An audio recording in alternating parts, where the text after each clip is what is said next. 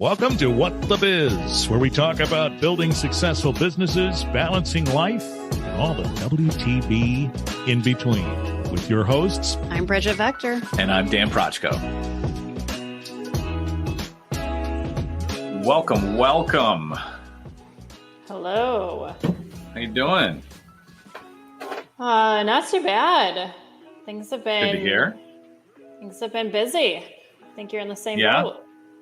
I am in the same boat. I've had a couple of launches recently. Some clients. One of my clients is seasonal. They do apples, apple sales and everything. And wow, yeah, tech, whatever. So they sell apples, and they just had a major launch. So they are taking up some of my time. I say some, quite a bit. And then another client, comedy club, they're announcing a festival. So we are working really hard on getting all of that completed, up and running. Gonna have a big ticket launch and like all this other stuff. So a lot of fun. It is fun. It's fun. Just taking a lot of time. Yeah. It's good. It's just, I feel like when you have clients, because we have some that go into those like phases, right, of busyness, like even when you know it's coming, when you've filled your other time with other things and other clients, it's like, oh, yeah, like this is hitting harder than what normally happens. Yeah, we like had all this on the radar and had like been working on things, like making sure stuff was in place would be easier. And then it never is. I don't know why. Like everything's like ready to be scheduled. Everything's drafted. Everything's done. Like we made edits to site, and then it's just like, oh, now we have to actually make everything live and actually like do. And for some reason, it still always takes just that little bit extra amount of time. Best laid plans, something like that. Yeah. Yep. Mm-hmm. Best laid plans. Absolutely. Yeah. So we're having fun on that front. But by the time this comes out, it's fall. Are you a fall fiend? A harvest head? I don't know. Those aren't real words. A lot. You like fall? I do, but I also like summer and spring and everything but winter. So the one thing I don't like I love fall and everything. I don't know, those like cutesy placards that you can buy that are like I love harvest season or lattes forever or like whatever they say, you know. Yeah. I don't know. I'm not into those at all. I don't have those. I just like the fall season. I'm sad to see summer go, but like the fall season, you know, you get into different sports. You get into like, I love apple season. So like being here in Michigan, like we get to get our apple and our apple cider and go get our like fresh made donuts. Like to me, I can feel like the fattening up of myself for winter. Like it's coming. For winter. What's your favorite apple? So Schultz's, which is by us in Matawan, they have a apple that I think is only to them, and it's called a Shizuka apple. What? Okay. It is phenomenal. But then I say that, and last weekend up north in Silver Lake area, one of the local farms has an apple that they've kind of hybrid custom to them. And if I could remember the name of it, I would. And that one might rival the Shizuka. Oh no. I need to do like a side-by-side taste test now. Yeah. That's funny. It's really funny. You talk to people and people usually have like a favorite apple. It's very interesting. I love tart. So for a long time it was Granny Smith, but they've kind of like just fallen out of popularity and are even sometimes hard to find, which is interesting. Beyond that, it's a Honeycrisp, Brayburn, Jonagold. Those are my three, you know. You need to try the Shizuka. It's like a mix of all of that, and they're delicious. Yeah, need to go. Maybe we go together. Maybe we find a day. We go together. Yeah. Before the season's over. Nice. But welcome to What the Biz. It's where we talk about all things apples. Just kidding. But if you have a favorite apple, we'd love to know what it is. I know it can be divisive. Oh, the other thing that's divisive, I found out. Only certain apples are good for baking. You cannot bake with all apples. That's the only thing I'm going to say about it. We don't have to go deeper. It divides the community. I believe bake and use what you think tastes good. I don't know. Whatever. but that's where I'm at. Anyway, today we are talking about referrals and customer referrals. We came across a Harvard Business Review article. It comes back from June. But they did some research with the Cashback app, trying to learn some things about customer referrals, et cetera. And it turns out that referral customers may be even more valuable than researchers had once believed. Data from 41 million customers of the Cashback app discovered that customers who joined through a referral were made more purchases than customers who just joined through other methods. And on top of that, those referred customers were 30 to 57% more likely to refer other new customers. So it's a snowball effect. So what say you on this? Referrals have been how our business really grew, to be honest. There are so many stats around there about, the word of mouth influence and the conversion rates, and especially in your and my industry, when you get a referral by word of mouth or from a referral partner, the trust, that trust component is already kind of there. Any industry, it's probably that way, which is why this, that app sees that, or the platform sees that, right? Because somebody is referring it. It means it's been tested and tried and they like it. So yeah, that's what's built our business. And it's actually funny that we're talking about this, but not funny. As I got really busy and kind of pulled into the day-to-day work, my connections with my built referral group, like my natural referral group, kind of dwindled. Like I wasn't able to meet for coffee or connect with them as much. And I can tell you the word of mouth referrals had the same effect. Like when I wasn't nurturing those relationships, we felt that impact in our business. So it speaks volumes too. Yeah. Every one of our clients that we talk to, they always say referrals, word of mouth are our number one source. And that's I think usually true for definitely small businesses. And then for us specifically, referrals are definitely on the high end. Actually, I'm just going to go with it's probably mostly all for me, to be honest, at this point. Hopefully changing that soon, because I hate all of my eggs in one basket. But it's huge. The neatest thing that I see is like they close fast. They close so much faster. And I don't have data about this. So the point about how referred customers refer, I will say that I've have had quite a few customers who were referred in. They are the ones that are making the referrals now that I think about it. The ones that were not referred in, I don't think they've made a referral. So yeah, that's really interesting. It is interesting. One can feel it that way. So how do you go about creating a referral circle? I have some ideas. I'm sure you do too. Where do you want to start? What do you think? I think there's one thing to first say is there's two kinds of like referral groups, I guess. There's the membership-based groups, and we've talked about those a bit. You have your BNIs and your others, but that's not really what we're going to talk about today, because we've talked about some of those, how to evaluate and whether you should join. Really, the key thing today is how do we create that organic referral group where everybody is working together? So how do you go about that? What have you done? So personally, I have found the most value when I've identified similar industries or industries that I know that I can directly support and that will directly support my clients. So I like building my circle around trusted advisors that if I were to refer one of my clients to, I know that they're going to get really good service, and just nurturing those relationships, right? So if I can identify a handful, in the accounting world, I would think of marketers. So like you, right? You are a great referral partner and vice versa. I'm a great, backwards to marketers. Attorneys are great for us. Business insurance, tax preparers are great for us. So I found the most success kind of identifying who's my list, right? Who are those similar business industries? And then finding either through asking for referrals to people in that industry, right? So it's kind of funny. It kind of comes full circle. Like you ask for who everybody is using in that world.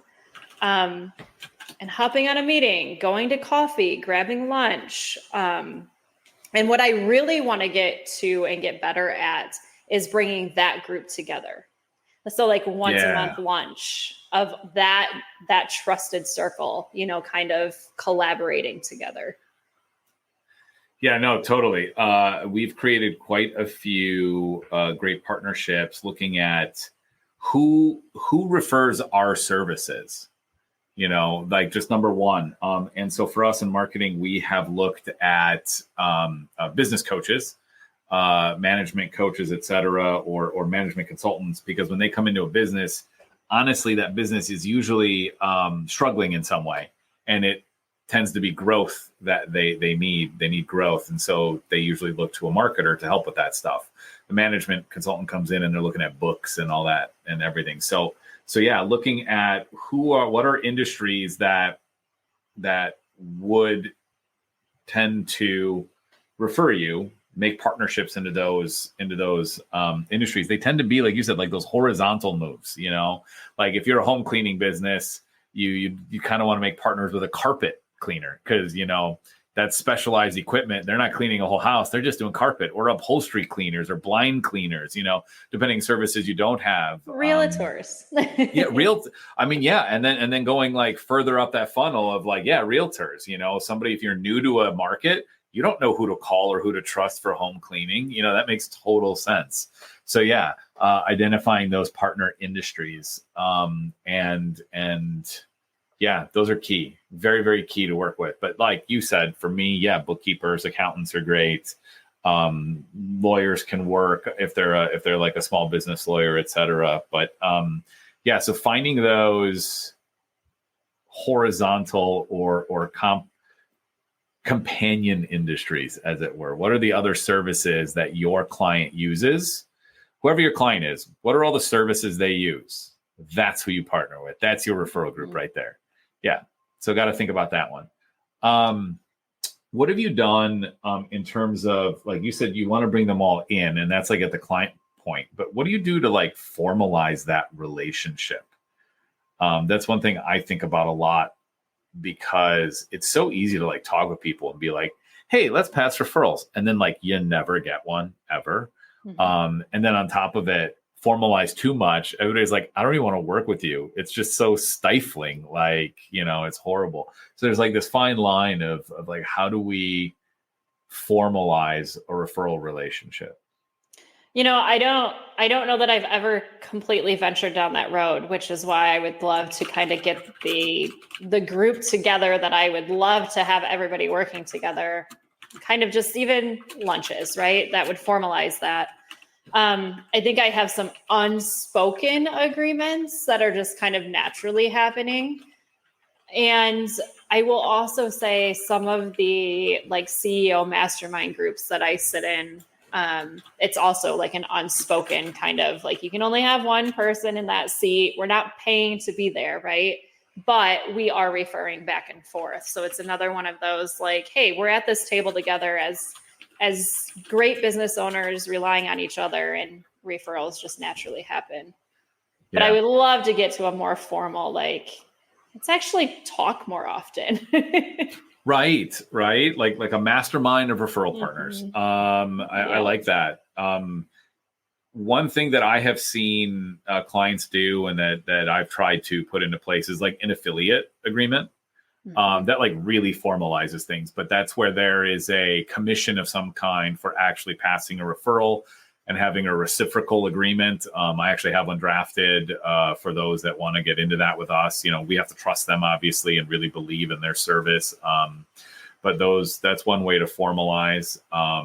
It takes some accounting, though. I have found out to do that. You have to pay attention to what you're doing. Make sure those payments go out on time. Otherwise, you owe them way later. That's not cool. So put those in place.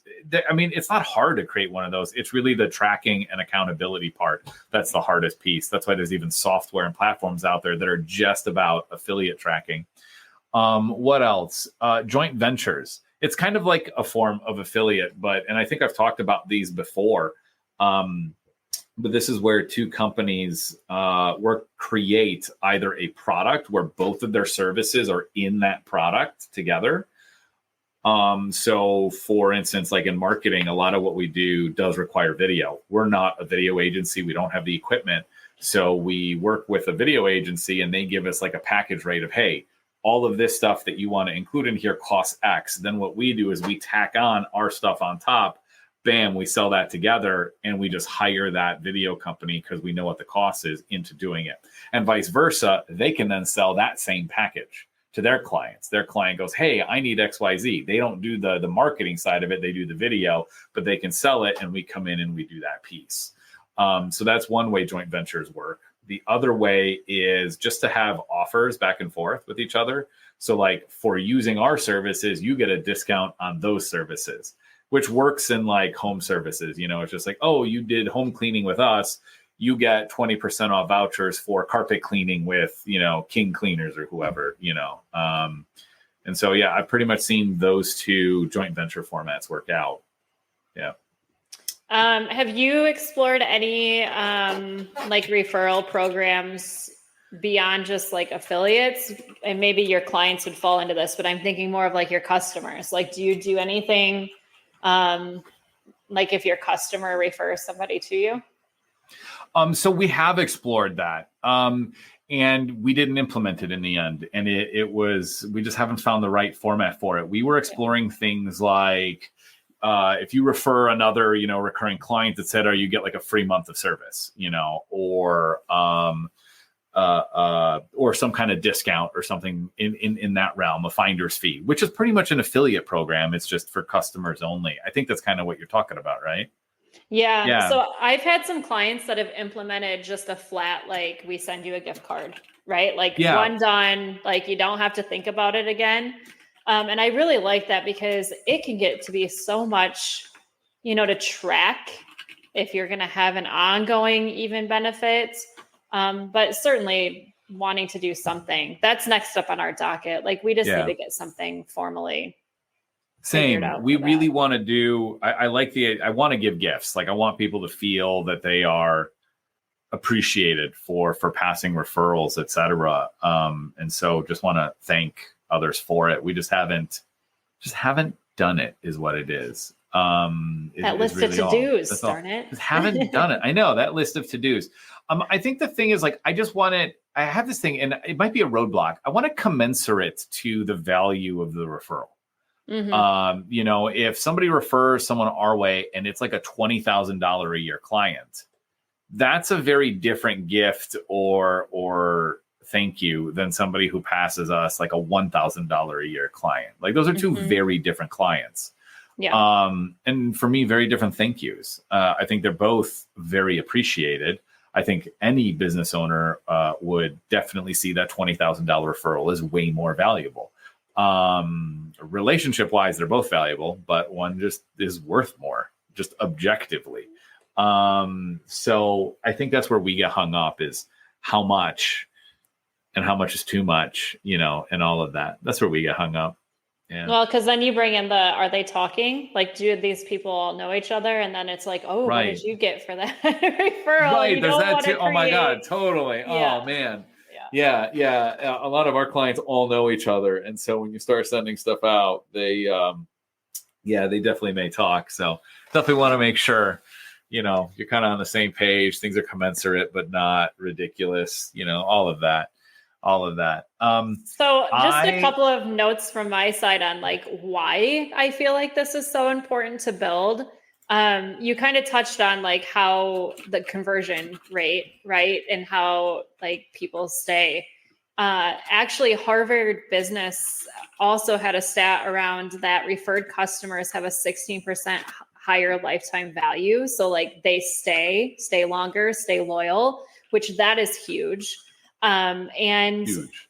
Something that you could speak to, you want to talk about cost of acquisition. Oh, that is so low. Like it could be almost nothing.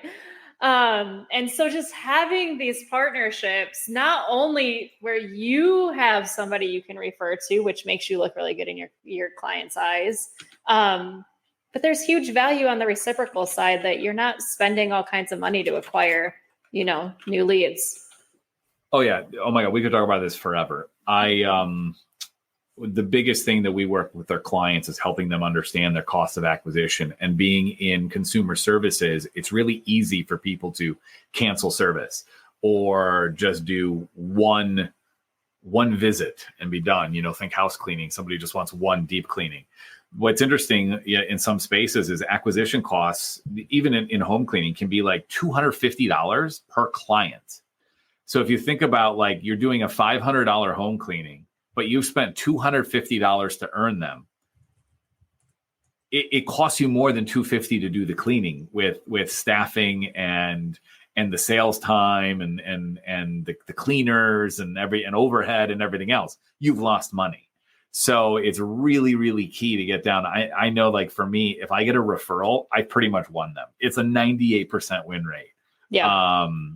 And so that's usually true for many businesses. If you've got your neighbor that's a really close friend or family, if everybody's using this and they're like, no, you really got to use this. They're amazing. And you've been to their place, and you've seen it work even, it's just like, oh, no brainer, done. And it's really, that person will find it very hard to leave as well, because they have this preconceived value built in to the service. Now, so long as the company doesn't screw up the service, they're with that service almost for life. So long as that first clean or that first service, whatever it is, the first, meeting expectation is in place. And we've talked about that before, how to do that well. I was going to say, I think we have an episode around this. We had a whole episode about that, about onboarding and delighting on that first experience. Yeah, huge. So you take that cost of acquisition of $250 down to like $10. Like, that's insane. You go from losing money on something to having really high profit margin because you spent nothing on acquisition. So it's absolutely huge. Yeah, I would say the ROI on having referral partners or a referral circle or whatever is probably one of the biggest ROIs that you're going to get. With your time nurturing those relationships and then what you're getting back in return. It can't be beat, but it does take time and it does take, energy to keep those relationships going. Yeah. I know somebody's going to say at some point, well, why don't I just make my whole marketing strategy referrals only? And my whole thing is like, good luck. You get a lot that way, but the thing is, you're always at someone else's beck and call. Or sorry, that's not the right way to put it. You're at someone's, I don't even know how to say it anymore. You're hoping someone else takes action. You have no control is really what I'm trying to say. You have no control over when you get a referral or when you don't. You can create great systems that encourage referrals. You can create great incentives that encourage referrals and that trigger referrals, et cetera. But you're still dependent on others having someone to actually refer and motivated enough to do those pieces that actually carry quite a bit of friction. I don't know why people are talking about money. It's all of that put together here. So it's like some people get offended when you give them a referral. You're over at their house or they're at yours. Let's just say you're around a bonfire. They're complaining about something at their house. It's like, you know what? You should talk to blah, blah, blah. And then all of a sudden they're like, oh, I feel icky. You just referred someone my way. I don't know. Maybe we'll see. You just told me you had a problem. Yeah. Why aren't you just taking this? You know what? Just call them. You're not offending me if you don't use them. Like, figure it out. I don't know. There's that whole thing about it. So there's all of that to get over with referrals, which is why putting all your eggs in one basket is not a good idea. It is definitely profitable. Oh, diversification all the way. All the way. Yes. Well, and honestly, like if you as the business owner are the one that's nurturing and building those relationships, like what if you're unable to do that at some point? Like what if something dramatically happens? You've literally just cut your only lead source off right at the knees too, which is why a company should never not diversify in so many different worlds, but also in like lead generation and marketing side, which is what this is. Exactly. So we don't want to scare anybody away from referrals. Okay. They're obviously hugely valuable. They definitely have a place. It's usually a major channel. But just understand that, certain times a year they dip, because people aren't out there networking, or if certain things happen in the world, or if you can't network to make those relationships, it's hard to get referrals, etc. So there's all of that. The other thing is, I was going to share is this is actually one reason why a lot of companies niche into a specific industry.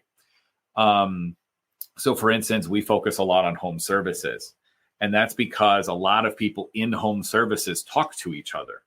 They have their own networks, think about like home builders. They have home builders, organizations across the country and in regions, and they get together often. And so if there's a vendor that supports a few of them really, really well, that tends to spread through those networks, and you get referrals through those industries. And so I know it's not the entire reason we did that, but it is a benefit and a plus to niching down, is that it can help increase referrals because you have a value that many can use within that industry. Oh, the conversation around niching or niching, however you want to say it. Yeah. So yeah. Important to do referrals. I think we shared some cool things on how to do it, formalizing that structure, rewarding referrals, definitely huge. Keeping it simple makes things easier. And then, referrals tend to be your highest profit. So don't ignore it. And you'll have them for life. Anything last thoughts?